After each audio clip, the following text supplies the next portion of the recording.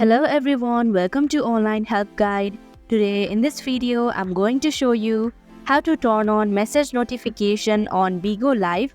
So without any further ado, let's get started. First of all, open Bigo Live application. Now click on your profile in the bottom left corner. Tap on the settings icon in the top right corner.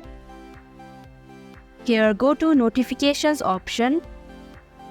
Here you'll just have to turn on the button of chat message notification.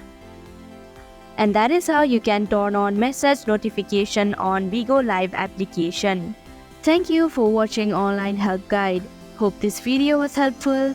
If it was, hit the like button and comment down if you have any questions or feedback. Also, if you are new to our channel, subscribe and hit the bell icon so that you don't miss our upcoming videos.